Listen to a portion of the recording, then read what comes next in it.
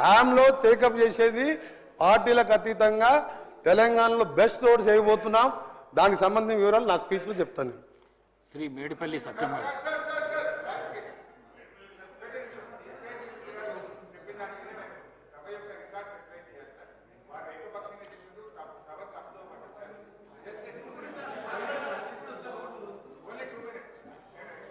మీ పేరు ప్రస్తావనకు రాలేదు, మిమ్మల్ని ఏమనలేదు.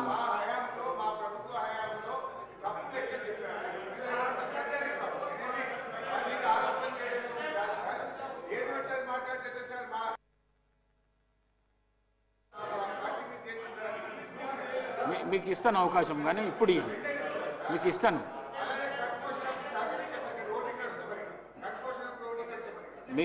మీకు ఇస్తాను.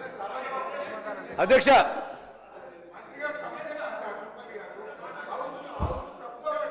అధ్యక్ష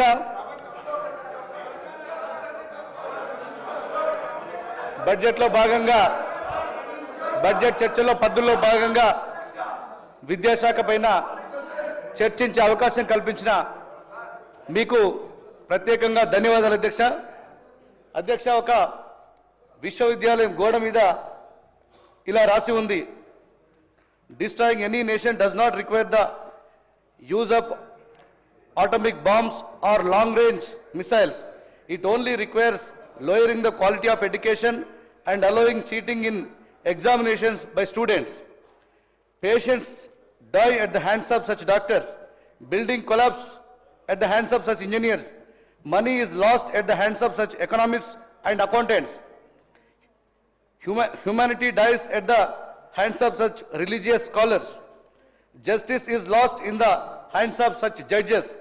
The collapse of education is the collapse of the nation. By quotation, విద్యా వ్యవస్థ యొక్క ఇంపార్టెన్స్ తెలుపుతున్న అధ్యక్ష. ఎన్నో ఆశలతోటి తెలంగాణ ఉద్యమంలో పాల్గొన్న ఒక విద్యార్థిగా, విద్యార్థి నాయకుడిగా నేను ఈరోజు సభ ముందు విద్యా వ్యవస్థ గురించి మీ అనుమతితో కొన్ని అంశాలు చెప్పదలుచుకున్న అధ్యక్ష. అధ్యక్ష, తెలంగాణ ఉద్యమం జరుగుతున్నటువంటి సమయంలో నేను ఒక విద్యార్థి నాయకుడిని.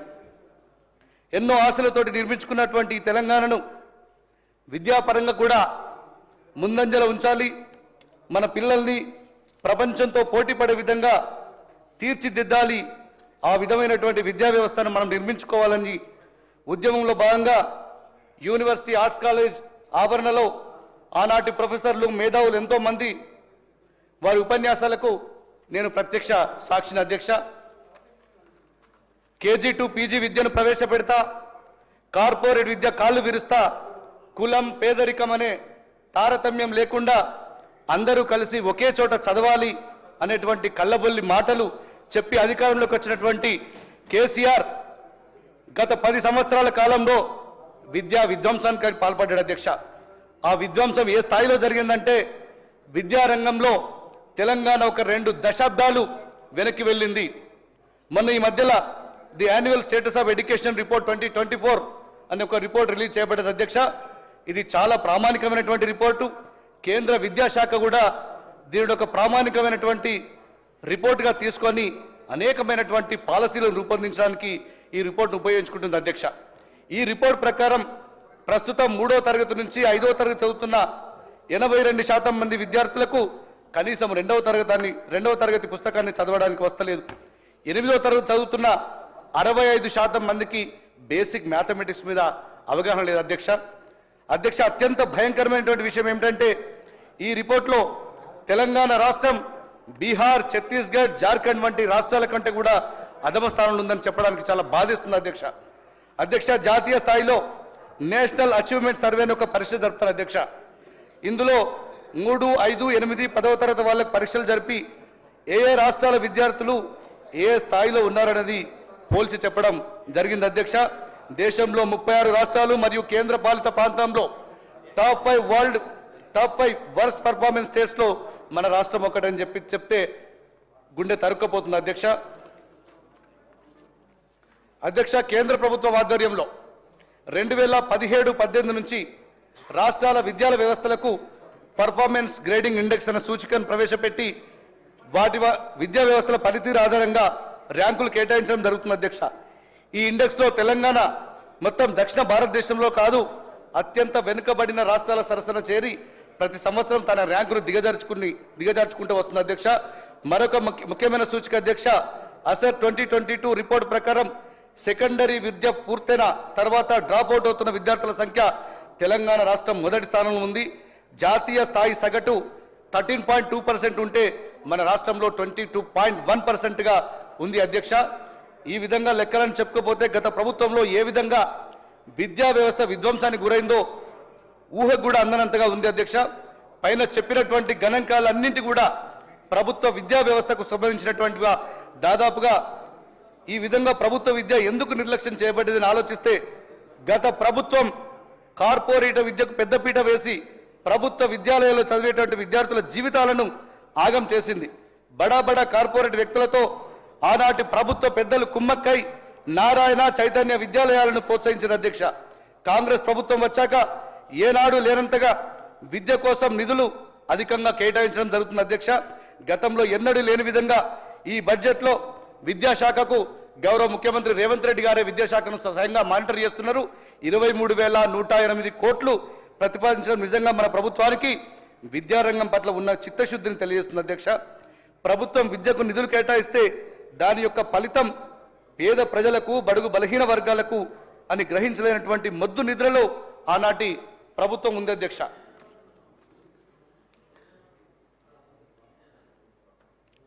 గత ప్రభుత్వం టీచర్లను రిక్రూట్మెంట్ చేయడంలో పూర్తిగా నిర్లక్ష్యం చేయబడింది అధ్యక్ష. వారి ప్రమోషన్ల విషయంలో కావచ్చు, బదిలీల విషయంలో కావచ్చు, మళ్ళీ మన ప్రభుత్వం వచ్చి సరిదిద్దేంత వరకు వారిని ఆదుకున్న నాదుడు లేరు అధ్యక్ష. వాళ్ళు 10 సంవత్సరాలు ఈ రాష్ట్రాన్ని పరిపాలించి కేవలం 8,000కు పైచిలుగా టీచర్లు మాత్రమే భర్తీ చేసిండ్రు. అంటే యావరేజ్ అది సంవత్సరానికి 1000 టీచర్ల కంటే ఎక్కువ కాదు అధ్యక్ష. మన గౌరవ ముఖ్యమంత్రి రేవంత్ రెడ్డి గారు మన ప్రభుత్వం వచ్చినాక కేవలం సంవత్సర కాలంలోనే 11,000కు పైగా టీచర్లు మనం భర్తీ చేసుకున్నాం అధ్యక్ష. 2 దశాబ్దాల నుంచి వాళ్ళకు బదిలీ లేవు, ఆ బదిలీలు కూడా చేసినాం, ప్రమోషన్లు కూడా కల్పించినటువంటి చరిత్ర మన ప్రభుత్వానికి ఉంది అధ్యక్ష. అంతేకాదు బడులపైన పర్యవేక్షణ కూడా కరువైంది అధ్యక్ష. పర్యవేక్షణ అధికారులైనటువంటి డిఈఓ కానీ డిప్యూటీ ఈఓ కానీ ఎంఈఓ పోస్టులు కూడా గత ప్రభుత్వంలో నియమించబడలేదు అధ్యక్ష. ఎన్నో ఆశలు పెట్టి KG to PG అనే పేరు మీద 1000కి పైగా సంక్షేమ పాఠశాలను ప్రకటించిన అధ్యక్ష. ఆనాడు సంక్షేమ హాస్టళ్లలో సమస్యలకు నిలయాలయ్యే అధ్యక్ష. పక్కా భవనాలను కావలసిన వసతులు కల్పించినటువంటి వాటిని కేవలం వేళ్ల మీద లెక్క పెట్టచ్చు అధ్యక్ష. ఈ పాఠశాలకు తగినటువంటి టీచర్లు లేరు, వారికి తగినటువంటి వసతులు లేవు. కేవలం బీఆర్ఎస్ నాయకుల జేబులు నింపడానికి వాళ్లకున్నటువంటి ఆ రోజు కోళ్ల ఫారాలు, అద్దె భవనాలను తీసుకొని వినియోగించుకొని పిల్లల జీవితాన్ని పనంగా పెట్టిన అధ్యక్ష గత ప్రభుత్వం. ఇలా మొన్నటికి మొన్న దసరా సమయంలో ఇలా వాళ్ళ అద్దె భవనాలన్నీ ఆ బీఆర్ఎస్ నాయకుల కనుసన్నలు ఉన్నాయి, వారి ఆధీనములు ఉన్నాయి. వాళ్ళందరూ కూడా ఈ హాస్టల్స్ నడవడానికి లేదని చెప్పి ధర్నా చేస్తే గౌరవ ముఖ్యమంత్రి రేవంత్ రెడ్డి గారు, ఉప ముఖ్యమంత్రి భట్టి గారు, పొన్నం ప్రభాకర్ గారు ఆ రోజు గ్రీన్ ఛానల్ ద్వారా వాటికి రెంట్ పే చేస్తున్నాం, తక్షణమే వాటిని ఓపెన్ చేయండి, లేదంటే మీ మీద క్రిమినల్ చర్యలు తీసుకుంటామని చెప్తే అప్పుడు ఓపెన్ చేసిండ్రు. నిజంగా వాళ్ళు ఎంతటి క్రూరానికి పాల్పడ్డారు ఈ ఎడ్యుకేషన్ సిస్టంలో అనేది ఒకటి మీ ముందుకు తీసుకొస్తున్న అధ్యక్ష.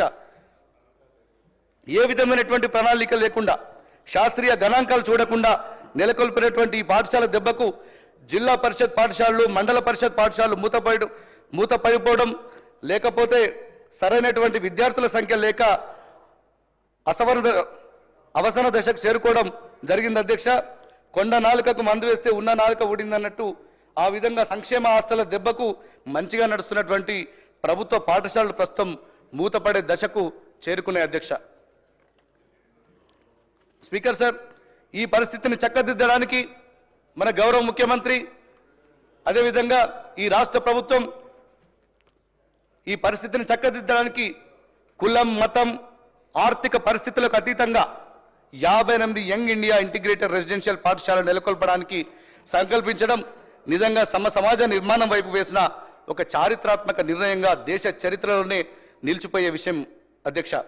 అంబేద్కర్ ఆశించినట్లుగా నిజమైన సాధికారిత విద్య ద్వారానే సాధ్యం.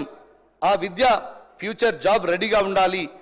డబ్బులున్న పిల్లలకు మాత్రమే IIT, నీట్ అనే పరిస్థితి పోవాలి. ఆ దిశగా ఈ యంగ్ ఇండియా ఇంటిగ్రేటెడ్ రెసిడెన్షియల్ పాఠశాలలు ఒక గొప్ప ముందడుగు అధ్యక్ష. ఇక కేజీబీవీ, సర్వశిక్ష అభియాన్, అంగన్వాడీలలో పనిచేస్తున్నటువంటి ఉద్యోగుల బాధలు చెప్పడం కాదు, వారికి జీతాలు, సర్వీస్ కండిషన్లు ఏమాత్రం మానవతా దృక్పథంతో పరిగణించినటువంటి దాఖలాలు లేవు.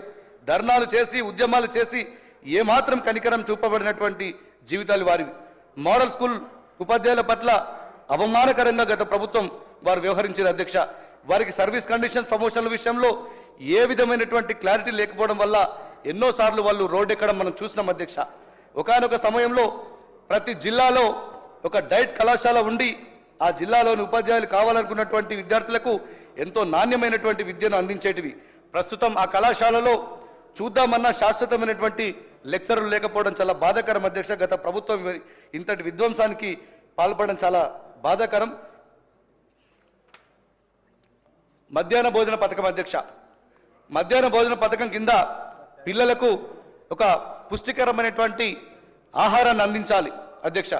నిబంధనల ప్రకారం ప్రతి విద్యార్థికి 12 గ్రాముల ప్రోటీన్ అవసరం ఉంటుంది. కానీ గత ప్రభుత్వం సరైన సమయంలో బిల్లులు చెల్లించకపోవడం వల్ల, నీళ్ల చారు అన్నాన్ని వండించడం వల్ల ఏ ఒక్క విద్యార్థి కూడా పరిపుష్టికరమైన భోజనం దొరకలేదు అధ్యక్ష. ఇది అన్ని రకాల పాఠశాలలో ఇదే పరిస్థితి మనం గతంలో చూసాం. మనం ఈ పరిస్థితి మార్చాలని సంకల్పించడం కోసం రాష్ట్రంలో ఉన్న అన్ని సంక్షేమ హాస్టళ్లు, కస్తూర్బా పాఠశాల డైట్ ఛార్జీలు 200% మన ప్రభుత్వం అధికారంలోకి వచ్చినాక పెంచడం జరిగింది అధ్యక్ష. ఇవాళ కామన్ డైట్ పథకం ప్రారంభించడం పేద విద్యార్థుల పట్ల మన కమిట్మెంట్ను, మన ప్రభుత్వ కమిట్మెంట్ను తెలియజేస్తుంది అధ్యక్ష. ఎయిడెడ్ స్కూళ్ల కథ, ఉపాధ్యాయులు రిటైర్ అవుతున్నా కానీ ఖాళీలు నింపకపోవడం వల్ల ఎయిడెడ్ స్కూళ్ల పైన ప్రభుత్వ ఆధిపత్యం కోల్పోయింది. ఇది ప్రభుత్వం మరియు ఆ పాఠశాల నిర్వాహకులు కలిసి ఆడిన వింత నాటకం అధ్యక్ష. ఫలితంగా ఎయిడెడ్ స్కూల్ భూములను, భవనాలను ఆయా యాజమాన్యాలు ఏమైనా చేసుకున్నటువంటి అవకాశం వారికి దక్కింది అధ్యక్ష. తద్వారా అవి ప్రైవేట్ పరమైనవి. ఇలా ఉన్నత విద్య గురించి అయితే ఒక రోజంతా చెప్పినా కూడా టైం సరిపోదు అధ్యక్ష. మొన్న నేను ఎమ్మెల్యేగా గెలిచినాక మా పొలిటికల్ డిపార్ట్మెంట్ మిత్రులు కొంతమంది ఎమ్మెల్యే గెలిచిన నీకు వచ్చిన సన్మానం చేద్దామని ఆర్ట్స్ కాలేజ్ పిలిచారు అధ్యక్ష. పిలిస్తే వెళ్ళిన అధ్యక్ష. ఒకప్పుడు నేను చూసిన ఉస్మాన్ యూనివర్సిటీకి ఇప్పుడు చూస్తున్న ఉస్మాన్ యూనివర్సిటీకి చాలా డిఫరెంట్ కనబడుతుంది అధ్యక్ష. అప్పుడు వైబ్రెంట్గా ఎక్కడ చూసినా ప్రొఫెసర్లు, లెక్చరర్లతోటి, వారి ఉపన్యాసాలతోటి, ఉల్లాసభరితమైనటువంటి వాతావరణంతో, ఒక అకాడమిక్ డిస్కషన్తో జ్ఞాన గనిగా నాడు మాకు కనిపించేది అధ్యక్ష ఉస్మాన్ యూనివర్సిటీ. కానీ నేను మొన్న చూసినటువంటి ఉస్మాన్ యూనివర్సిటీ కంప్లీట్గా డిఫరెంట్ ఉంది అధ్యక్ష. నాడు మాకు చదువులు చెప్పినటువంటి ప్రొఫెసర్స్ అంతా రిటైర్ అయ్యారు. ఇప్పుడు గురువులు లేక చాలా డిపార్ట్మెంట్లు మూతపడే పరిస్థితి అధ్యక్ష, మూతపడే పరిస్థితి అవుతుంది అధ్యక్ష. కొన్ని డిపార్ట్మెంట్లు అయితే, కొన్ని ఎగ్జాంపుల్ తీసుకున్నట్టుంటే సైకాలజీ డిపార్ట్మెంట్ కానీ, ఫిలాసఫీ కానీ, ఆర్కియాలజీ కానీ, లింగ్విస్టిక్స్ కానీ, కన్నడ, అరబిక్ డిపార్ట్మెంట్లు అయితే మూతపడడం, లేదంటే మూతపడే దశలో ఈరోజు ఉస్మాన్ యూనివర్సిటీలో ఈ డిపార్ట్మెంట్లు ఉన్నాయి అధ్యక్ష.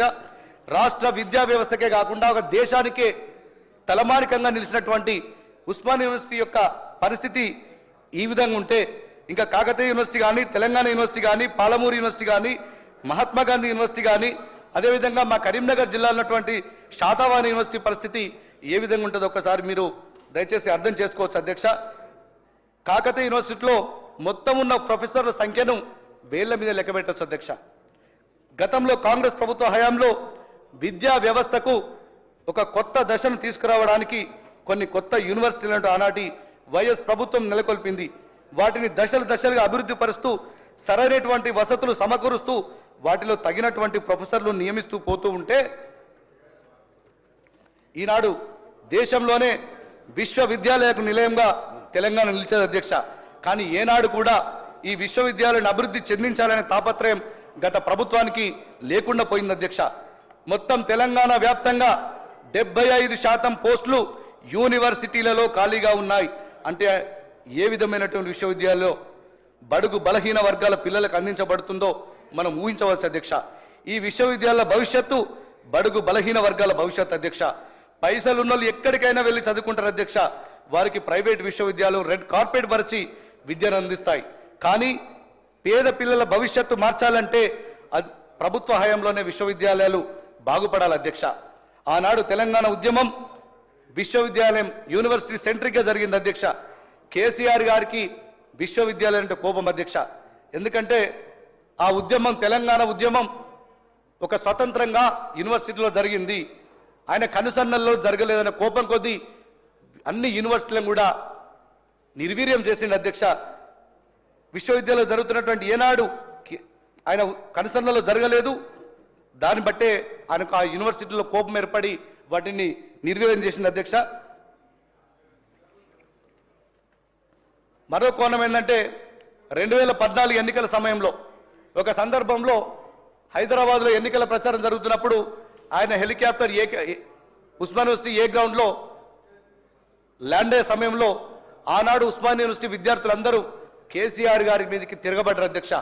ఆ కోపం మనసులో ఉంచుకొని ఏనాటికైనా విశ్వవిద్యాలయాలు బాగుంటే కంటి కింద నలుసులో తయారైతాయని చెప్పి ఈ 2 కారణాల వల్ల యూనివర్సిటీలను పూర్తిగా నిర్లక్ష్యం చేసిన నాయకుల అధ్యక్ష. వాళ్ళు విశ్వవిద్యాలయాలకు సరైన సమయంలో వైస్ ఛాన్సలర్ నియమించిన అధ్యక్ష.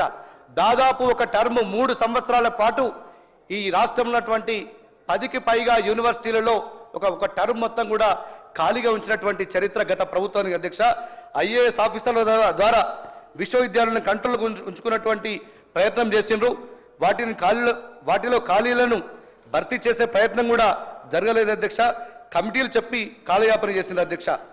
ఉద్యమ సమయంలో కేసీఆర్ గారు ప్రొఫెసర్లతోటి పాఠాలు చెప్పించుకున్న కేసీఆర్ గారు ముఖ్యమంత్రి అయినాక వారి ప్రభుత్వం అధికారంలోకి వచ్చినాక ఏనాడు కూడా ఏ ఒక్క ప్రొఫెసర్ను కూడా కనీసం అపాయింట్మెంట్ ఇవ్వలేనటువంటి చరిత్ర ఉంది అధ్యక్ష.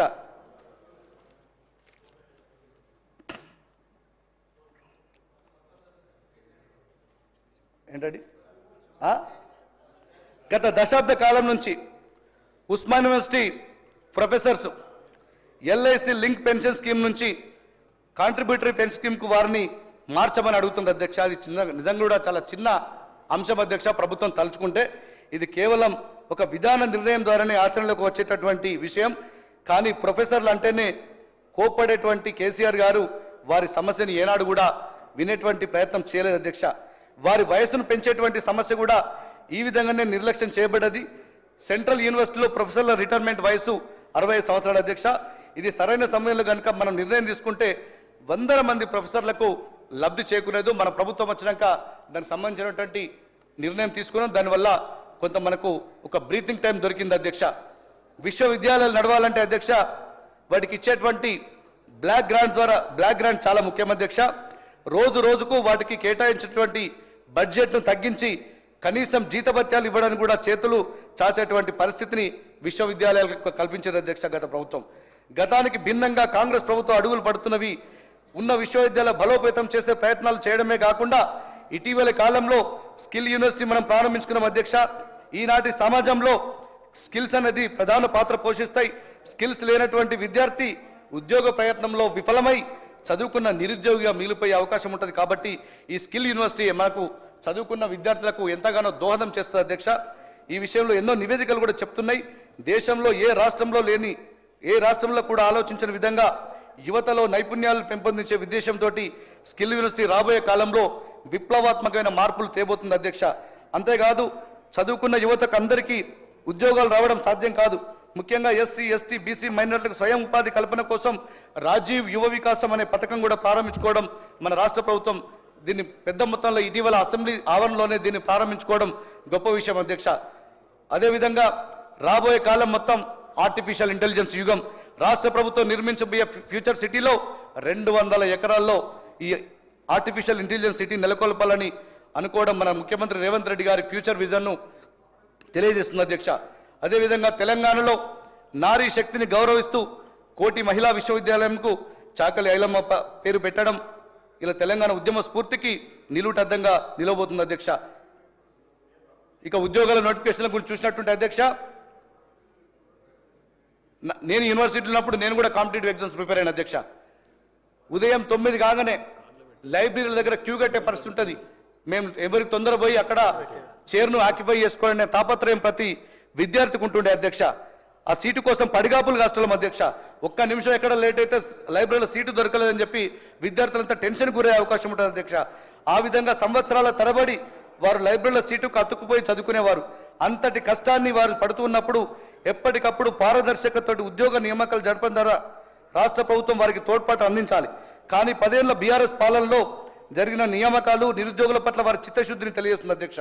తెలంగాణ ఉద్యమం జరిగిందే నీళ్లు నిధులు నియామకాలు అనే ప్రాతిపదికన జరిగింది అధ్యక్ష.